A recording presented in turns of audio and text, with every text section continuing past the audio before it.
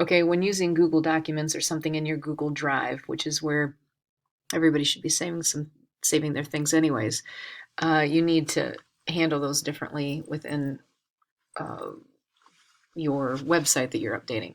So I can, as said in the video previous to this, I can insert something from my drive. I can insert specifically these things: a calendar, which is a Google product; YouTube, which is a Google product; map, docs, slide sheets, forms, charts.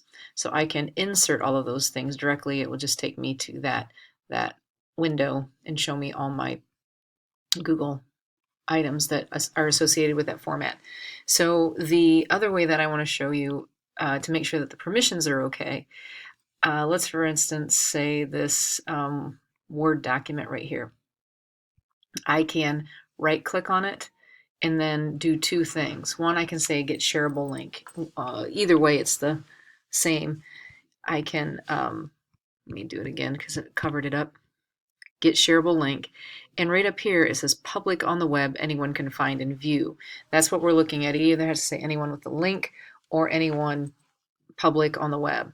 As soon as I hit that get shareable link, you can see that down here in the left-hand corner it says link copied to the clipboard. So all I have to do is go and paste it somewhere. So if I'm putting it on the website and I want to use the link, all I have to do is click here and then paste the link there and then apply. And now that Google document within here, that is going to be linked to the words click here.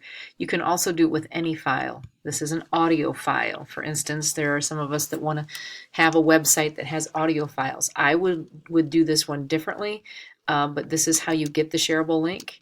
This one you're going to have to say, turn on, and right now it says anyone, let me go to the get shareable link again, anyone at Woodmore School. So I need to change that to anyone with the link.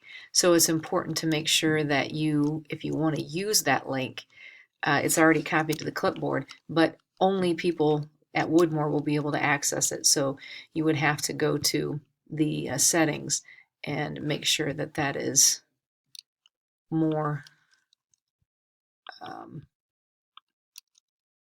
oops, I'm sorry, more accessible by everyone. Okay, so that's how you get a shareable link. You can also go to share and get a shareable link. I like to use advanced, and that way I can go in here and change the settings.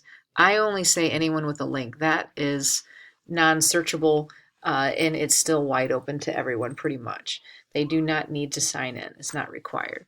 And so I hit save, and now anyone can view that audio file if needed. I can also double click on any of these files and play them in a preview or see them in a preview, and go over here and do the same thing with share and copy the link, get shareable link.